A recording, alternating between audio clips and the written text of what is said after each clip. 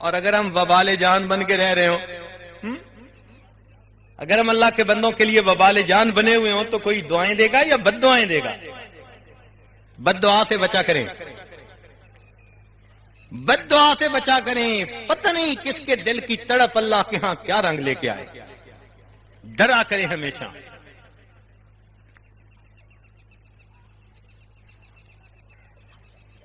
دل نہ دکھانا کسی کا. کیا پتا کسی کا دل دکھے گا تو ہمارے ساتھ پھر کیا ہوگا.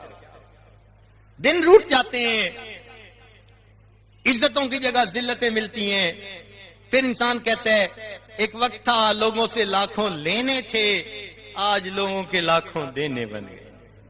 ایک وقت تھا مٹی کو ہاتھ لگاتے تھے سونا بن جاتی تھی، آج تو سونے کو بھی ہاتھ لگاتا ہوں تو مٹی بن جاتی ہے. یہ دن بدلتے ہیں کسی وجہ سے. کوئی تکبر کا بول بولا جائے یا کسی بندے کا دل دکھایا جائے. تو ان سے بچا کریں اور دعائیں لیا کریں. اللہ تعالی ہمیں دعائیں لینے والا بنا دے. اب یہ بات بھی توجہ سے سن لیجئے گا کہ ہر عمل کی شریعت میں کوئی نہ کوئی شرط ہے. نماز پڑھنے کے لیے بدن پاک، کپڑے پاک، جگہ پاک، اور انسان کے لیے نماز کا وقت ہو اور قبلہ رخ ہو. کتنی شرطوں کے بعد جا کے نماز ٹھیک ہوتی ہے. اسی طرح روزے کے لیے کہ سحری سے پہلے انسان جو ہے اٹھ کر کھائے اور اپنے وقت پہ کھانا بند کر دے، پھر دن میں یہ بھی نہ کرے، یہ بھی نہ کرے، یہ بھی نہ کرے، تب جا کے جو ہے نا وہ روزہ بنے گا. حج کے لیے بھی شرطیں. تو ہر عبادت کے لیے شرطیں. مگر قربان جائیں اللہ تعالیٰ پر کہ اس نے دعا کے لیے کوئی شرط نہیں بنائی. دعا کے لیے کوئی شرط نہیں بنائی. عجیب مزے کی بات یہ ہے، نہ باوضو ہونا شرط ہے، بہتر اور چیز ہوتی ہے، شرط نہیں ہے. حتیٰ کہ قبلہ رو ہونا بھی شرط نہیں ہے، عربی زبان میں ہونا بھی شرط نہیں ہے، کوئی خاص وقت دن کا ہونا وہ بھی شرط نہیں ہے، مجمع میں ہونا بھی شرط نہیں ہے. اور اگر اور کچھ کہوں جرت کر کے تو دعا کے لیے مسلمان ہونا بھی شرط نہیں ہے. آپ حیران ہوں گے، کوئی کافر مشرک بھی اگر اللہ کے در پر آ کر دعا مانگ لیتا ہے، اللہ تعالیٰ اس کافر کی بھی دعاؤں کو قبول فرما لیتے ہیں. ابلیس نے دعا مانگی تھی، قرآن کی گواہی ہے، رب انظرنی الی یوم یبعثون. علماء کہیں گے کہ واقعی اللہ نے اس بدبخت شیطان کی دعا کو بھی قبول کر کے فرمایا تھا انک من المنذرین، چل تجھے میں نے قیامت تک کے لیے مہلت عطا فرمایا. جو پروردگار ایسے دشمن کو بھی مہلت دے دیتا ہے تو کیا امت محمدیہ کے گنہگار کو مہلت نہیں عطا فرمائے گا؟ کہتے ہیں نا کہ وہ بت پرست ساری رات بت کو پوجتا رہا یا سمد یا سمد، اور اونگ کی وجہ سے نکل آیا یا سنم کہتا رہا، اور اونگ کی وجہ سے نکل آیا یا سمد سمد اللہ کا نام. تو جیسے اللہ کا نام زبان سے نکلا اللہ تعالیٰ کی رحمت متوجہ ہوئی، فرمایا لبیک یا عبدی، میرے بندے کیا مانگتا ہے؟ فرشتے حیران، اللہ یہ مشرک تھا، بت پرست تھا، ساری رات بت کو پوجتا رہا، اور ایک لمحے غفلت کی وجہ سے آپ کا نام نکلا تو آپ متوجہ ہو کر فرمانے لگے میرے بندے کیا مانگتا ہے؟ اللہ تعالیٰ نے فرمایا ہاں، ساری رات بت کو پوجتا رہا اور بت نے کوئی جواب نہ دیا، غفلت سے ہی میرا نام نکلا اس کی زبان سے، میں بھی جواب نہ دیتا، پھر بت میں اور مجھ میں کیا فرق رہ جاتا؟ تو جو پروردگار مشرک اور کافر کی بھی دعا قبول کر لیتا ہے وہ پھر مومن کی دعا کیوں نہیں قبول کرے گا؟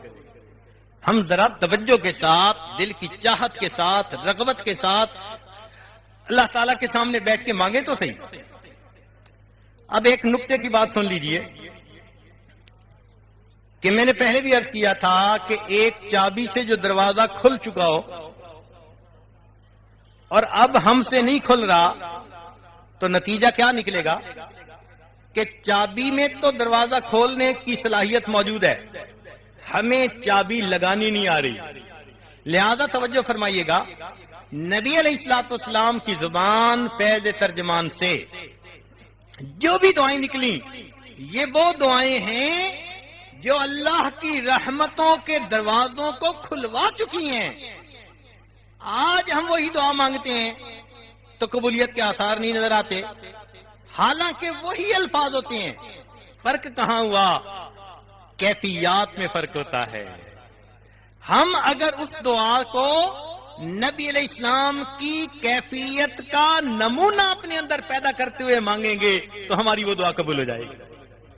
آج نبی علیہ السلام کی دعائیں تو مانگتے ہیں، مگر نبی علیہ السلام نے جس کیفیت کے ساتھ مانگی تھی وہ کیفیت کا نمونہ موجود نہیں ہے. وہ نمونہ اگر ہمارے اندر آ جائے، تھوڑا سا اس کا نمونہ آ جائے، وہ کامل تو آ ہی نہیں سکتا، جزوی طور پہ تھوڑا سا اس کیفیت کا نمونہ بھی ہمارے اندر ذرا آ گیا، رنگ آ گیا، اور اس کیفیات کے رنگ میں آ کر، ترنگ میں آ کر وہی الفاظ ہماری زبان سے نکل آئے، دیکھنا پھر اللہ کے ہاں کیسے دعائیں قبول ہوتی ہیں. تو دعا ہے کہ اللہ تعالیٰ ہماری دعاؤں کو قبول فرما لے. حدیث پاک میں آتے ہیں من لم یدع اللہ یغضب علیہ، کہ جو بندہ اللہ سے دعا نہیں مانگتا اللہ تعالیٰ اس بندے سے ناراض ہوتے ہیں کہ یہ بندہ مجھ سے مانگتا کیوں نہیں. اللہ سے مانگا کریں، دل کھول کے مانگا کریں. وہ ایک صاحب کہنے لگے جی اللہ تعالیٰ میری عمر آپ کو لگا دے. میں نے کہا اللہ تعالیٰ کے یہاں کوئی بجٹ کی کمی کا مسئلہ ہے؟ بھئی آپ کی لے گا تو مجھے لگائے گا. بھئی ویسے ہی دعا دو جی اللہ آپ کو برکت دے عمر میں. یہ کیا ہوا میری عمر آپ کو لگا دے؟ اور کئی عورتوں کو دیکھا اور جی بس میں تو صرف یہی مانگتی ہوں اللہ سے. بھئی کیوں کہہ رہی ہو کہ میں یہی مانگتی ہوں؟ یہی نہیں، ہم سبھی کچھ اللہ سے مانگتے ہیں. یہ کیا بات ہوئی جی میں صرف یہی مانگتی ہوں؟ نہیں، یہ غلطی ہوتی ہے. ہم چونکہ ہیں نا کمزور بندے، تو ہمارے اپنے ذہن میں ویسی باتیں آتی ہیں. اللہ تعالیٰ سے صرف یہی نہیں مانگنا، بلکہ اللہ تعالیٰ سے سبھی کچھ مانگنا ہے. یہی کچھ نہیں مانگنا بلکہ، ذرا اونچی آواز سے بولیے، یہی کچھ نہیں مانگنا بلکہ سبھی کچھ مانگنا ہے. ہم نے ہر چیز اللہ سے، ہیں جو بندے اس کے اللہ سے نہ مانگے تو کس کے پاس جا کے مانگے؟ اللہ اکبر کبیرہ. وہ مولا بڑا قریب ہے. ذرا توجہ فرمائیے گا، قرآن مجید میں علمی نکتہ طلباء کے لیے، قرآن مجید میں کئی سوال پوچھنے والوں نے پوچھے تو اللہ تعالیٰ نے ان سوالوں کو یسألونک کے لفظ کے ساتھ قرآن مجید میں نقل کروایا، اور پھر قل کے لفظ سے نبی علیہ السلام کی زبان فیض ترجمان سے جواب دلوایا. پورے قرآن مجید میں یہی ایک ترتیب چلی ہے. یسألونک عن الروح قل الروح من امر ربی، یسألونک عن الیتامی قل اصلاح لہم خیر، یسألونک عن الاہلہ قل ہی مواقیت للناس والحج، یسألونک عن المحیض قل هو اذن فاعتزلوا النساء فی المحیض. تو یہ ترتیب پورے قرآن پاک میں چلی سوائے ایک سوال کے، اور وہ سوال پوچھنے والوں نے ایسا پوچھا کہ اللہ تعالیٰ کو اس پر خوشی ہو گئی. اتنی خوشی ہوئی کہ اللہ نے اپنے محبوب کی زبان سے جواب دلوانے کی بجائے وہ کل کے لفظ کی دوری کو بھی پسند نہ کیا، خود اس کا جواب عطا فرما دیا. چنانچہ فرمایا اے میرے پیارے وَإِذَا سَأَلَكَ عِبَادِي عَنِّي، اور جب میرے بندے آپ سے میرے بارے میں پوچھیں فرمایا فَإِنِّي قریب، میں تو ان کے بہت قریب ہوں. جو مولا کل کا لفظ بھی درمیان میں برداشت نہیں فرماتا تو کتنا خوش ہوتا ہوگا جب بندے اس سے مانگتے ہوں گے. تو آج کی اس محفل میں خوب اللہ سے مانگیے اور پھر دیکھیے اللہ تعالیٰ کے ہاں قبولیت کے آثار کیسے آتے ہیں. آپ کھلی آنکھوں کے ساتھ اپنی دعاؤں کو قبول ہوتے دیکھیں گے. اگر صحیح آداب کے ساتھ اور صحیح ترتیب کے ساتھ دعا کو مانگیں گے اللہ تعالیٰ ہماری دعاؤں کو قبول فرمائے. اتنا کریم پروردگار ہے میرے بھائیوں کہ ماں اپنے بچھڑے بیٹے کا انتظار اتنا نہیں کرتی. ماں اپنے بچھڑے بیٹے کا انتظار اتنا نہیں کرتی جتنا اللہ رب العزت اپنے بگڑے بندے کا انتظار فرماتے. اور ماں بچھڑے بیٹے کا کتنا انتظار کرتی ہے. کھانا اچھا نہیں لگتا، پینا اچھا نہیں لگتا، نیند نہیں آتی، کسی چیز میں دل نہیں لگتا، ہفتوں جاگتی رہتی ہے. ذرا ہوا سے دروازہ کھٹک جائے ماں اسی وقت اٹھ کے بیٹھ جاتی ہے، شاید میرا بیٹا واپس آ گیا ہو. ماں کو اگر بیٹے کا اتنا انتظار ہے تو پھر اس پروردگار کو اپنے بگڑے بندے کا کتنا انتظار ہوگا. حق تو یہ تھا جو اللہ کے دروازے سے پیٹھ پھیر کے جانے لگتا، اللہ تعالیٰ اس کی پیٹھ کے اندر لات لگوا دیتے اور دروازہ ہمیشہ کے لیے بند کر دیتے. میرے بندے، میں نے دروازہ تیرے لیے بند کر دیا. مگر وہ پروردگار اتنا قریب ہے، اس پیٹھ پھیر کے جانے والے بندے سے فرماتے ہیں یا ایھا الانسان ما غرک بربک الکریم. او انسان، تجھے تیرے کریم پروردگار سے کس نے دھوکے میں ڈال دیا، اس در کو چھوڑ کے جا رہا ہے. اللہ تعالیٰ اس بندے کا بھی انتظار کرتے ہیں. لہذا وہ بندہ جس نے ساری زندگی معصیت میں گزاری، بوڑھا ہو گیا، اب اس کے منہ میں آنت نہیں، جسم اس کے منہ میں دانت نہیں، جسم میں آنت نہیں، کمر دوری ہو گئی، آنکھ میں جو ہے کان میں سنوائی نہیں، آنکھ میں بینائی نہیں، حسن و جمال نہیں، اپنا جو ہے بیوی بچے سب فوت ہو گئے، بھائی بہن بھی نہ رہے، کسی واقف دوست کے ہاں رہتا تھا، اس نے بھی گھر سے دھکا دے دیا. آپ کی کھانسی کی وجہ سے ہمارے بچے پریشان ہوتے ہیں. اب وہ بوڑھا بے سہارا گلی میں اس لاٹھی کا سہارا لے کر کھڑا ہے، کوئی در نظر نہیں آتا، کوئی گھر نظر نہیں آتا. اب اس بوڑھے کو احساس ہوا کاش میں نے اللہ سے دل لگایا ہوتا، میرا مولا مجھے بے سہارا نہ چھوڑتا. اگر وہ کانپتا ہوا ٹیڑھی کمر کے ساتھ اس اللہ کے گھر کی طرف جاتا ہے، اللہ تعالیٰ تانا نہیں دیتے. اور میرے بندے، تجھے اب میرا گھر یاد آیا، تیرا مال کہاں گیا، جمال کہاں گیا، دنیا کے پیچھے جوتیاں چٹکھاتا پھرا، اس بڑھاپے میں تجھے میرا گھر یاد آیا، کیا میرے در پر لے کر آئے ہو؟ اللہ تعالیٰ یہ نہیں پوچھتے کیا لے کر آئے ہو، مولا اتنا پوچھتے ہیں میرے بندے مرنے سے پہلے میرے دروازے پر آئے، اتنا بتاؤ تم مجھ سے لینے کے لیے کیا آئے ہو. چنانچہ فرمایا اگر وہ بوڑھا بھی اللہ کے در پر آتا ہے وَإِنْ أَتَانِي يَمْشِي أَتَيْتُهُ هَرْوَلًا، اگر وہ اللہ کے در کی طرف چل کے آتا ہے، اللہ فرماتے ہیں اس بوڑھے کی طرف میری رحمت دوڑ کے جاتی ہے. میرا بندہ مجھ سے سلو کرنے کے لیے میری طرف آ رہا ہے. جس پروردگار کو اتنی خوشی ہوتی ہے اپنے بندوں کے آنے پر، کیوں نہ مجھ پروردگار سے اپنے گناہوں کی معافی مانگے اور دعائیں کریں میرے مولا ہم پر رحمت فرما دیجئے. مولا اتنا قریب ہے، ہم آپ کا در چھوڑ کے کہیں نہیں جا سکتے. اے اللہ، آج آپ کے در پر آئے بیٹھے ہیں، ہم آپ ہی کے سامنے دامن پھیلاتے ہیں. اللہ اس دامن کو بھر دیجئے، ہمیں کہیں اور جاتے ہوئے حیا آتی ہے. کسی شاعر نے اس کو عجیب الفاظ میں کہا، اس نے کہا تنگ دستی کے جو عالم میں میں گھبراتا ہوں، اے پروردگار تنگ دست ہوتا ہوں، دل گھبراتا ہے، خرچے پورے نہیں ہوتے، بچے روتے نظر آتے ہیں، ان کی تمنائیں خواہشات میں پوری کر نہیں سکتا، قرض لینے والے دروازے کھٹکھٹاتے ہیں، کاروبار چلتے نظر نہیں آتے، سارا دن بیٹھ بیٹھ کے واپس آتے ہیں. تنگ دستی کے جو عالم میں گھبراتا ہوں، پر درے غیر پہ جاتے ہوئے کتراتا ہوں. کوئی کہتا ہے فلاں دروازے پہ چلے جاؤ، اللہ میری غیرت گوارا نہیں کرتی. تنگ دستی کے جو عالم میں گھبراتا ہوں، پر درے غیر پہ جاتے ہوئے کتراتا ہوں. ہاتھ پھیلانے میں محتاج کو غیرت کیسی شرم آتی ہے کہ بندہ تیرا کہلاتا ہوں.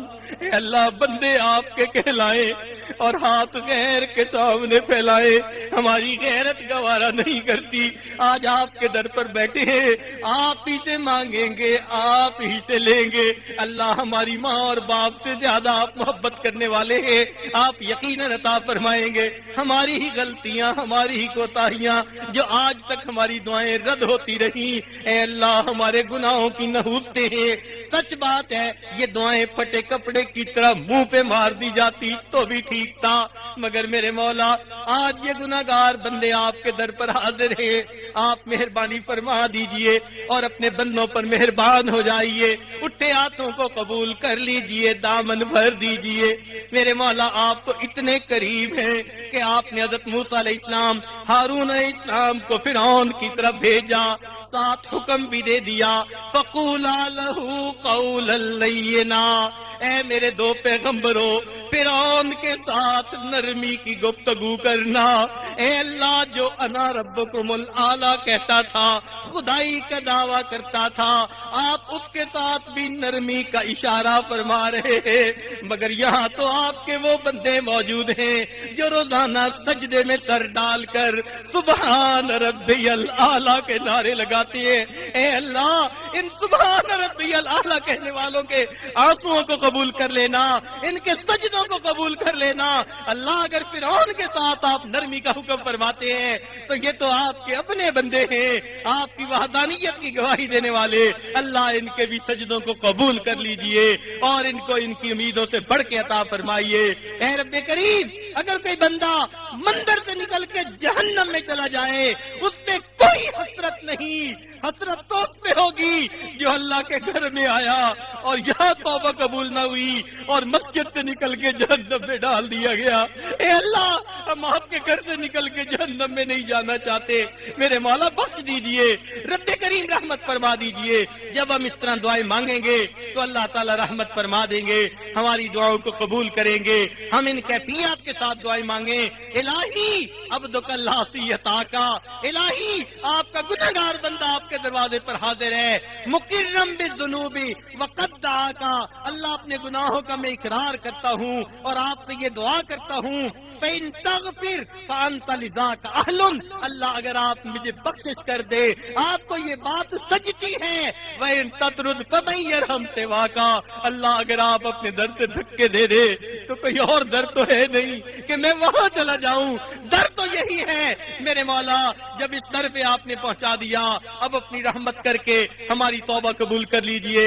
ذرا توجہ سے بات سنیے گا، قرآن مجید میں اللہ ان لوگوں کے بارے میں جنہوں نے کہا ید اللہ مغلولہ، اللہ کے ہاتھ تو بندھے ہوئے ہیں، ان کے بارے میں اللہ فرماتے ہیں کہ افلا یتوبون الی اللہ ویستغفرونہ، وہ تین میں سے تیسرا کہنے والے اور اللہ کے ہاتھوں کو بند کہنے والے اگر وہ بھی توبہ کر لیتے، استغفار کرتے، اللہ آپ فرماتے ہیں میں ان کی توبہ بھی قبول کر لیتا۔